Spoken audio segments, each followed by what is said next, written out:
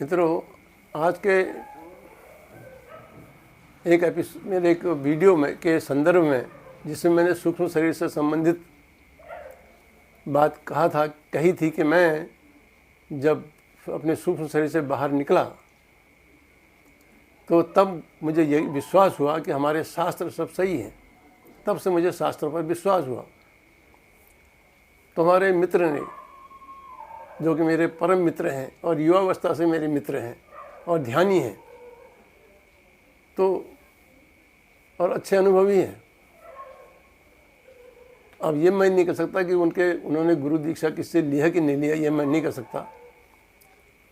तो उन्होंने मेरे सूक्ष्म शरीर से संबंधित जो मेरे वीडियो बनाया है उसमें उन्होंने कहा है कि जब शास्त्रों में लिखा हुआ है कि जब जीवित माता पिता गुरु देवता और इनकी सबकी पूजा होनी चाहिए, महापुरुषों की पूजा होनी चाहिए। जब वो मर जाते हैं तो फिर उनके बाद उनका पूजा और श्राद्ध का क्या मतलब रह जाता है। फिर वो दूसरी जगह जन्म ले लेते हैं, फिर उनकी पूजा पाठ और ये उनके प्रति ये सब करने से क्या, ये सब बेकार की बातें हैं।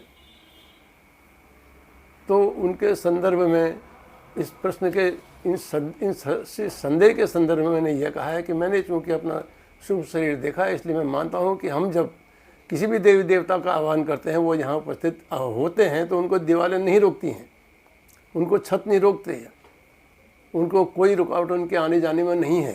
ये जो भौतिक रुकावटें हैं ये उसमें बाधा पैदा नहीं करती हैं और वो कहीं भी आ सकती हैं और कोई भी आ सकता है सूक्ष्म शरीर से। तो ये मैंने उनको इस तरह से समझाया है कि और ये जो है शास्त्र की जहाँ तक बात है वो अलग चीज़ है। शास्त्र के फेर में हम नहीं पढ़ते क्योंकि अब हम प्रैक्टिकल हैं। शास्त्र तभी तक पढ़ने योग्य हैं जब तक हम अभी राहगीर नहीं बने हैं। अब तो हम अब तो हम प्रैक्टिकल पर हैं। तो शास्त्र अगर ये कहते हैं कि वो उन्होंने जन्म ले लिया है, कहीं जन्म ले लिया होगा, तो क्या उन्होंने ही तो हमें बताया था कि हमारे शरीर में कुंडलिनी होती है, जो हमने जानी।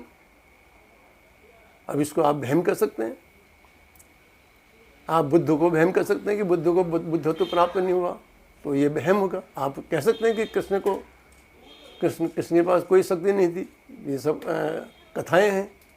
तो इस तरह की बातों के लिए फिर हमारे पास कोई जवाब नहीं है। आप प्रैक्टिकल कर सकते हैं, अनुभव प्राप्त कर सकते हैं। हर चीज़ का प्रमाण नहीं होता है।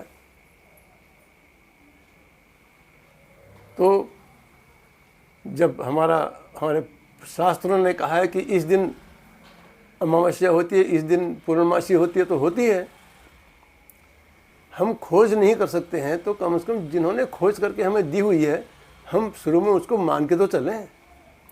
उसको मान के चलते हैं। पहले कोई भी गणित का सवाल हो, फिर पहले हम मान के चलते हैं। माना इसका मान ए है, तो ए उसका फाइनल रिजल्ट तो नहीं है ना, उत्तर तो नहीं है।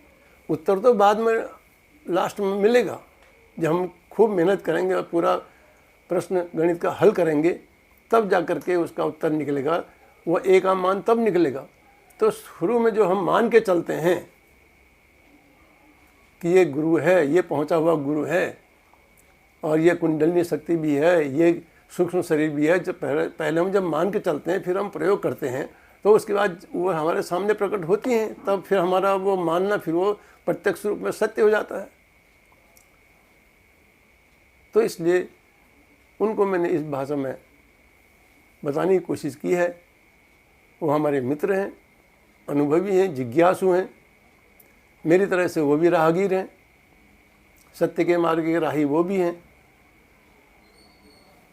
तो उनके अब मैं इतना तो उनके कमेंट उसमें लिख के दे नहीं सकता, बहुत लंबा चौड़ा हो जाता है। इसलिए मैंने इसको वीडियो बनाया है कि हम अनुभव करें, प्रैक्टिकल करें, अनुभव करें और इन सब चीज़ों से शास्त्रों में जो कुछ लिखा हुआ है उसको हम ठीक से समझते हैं।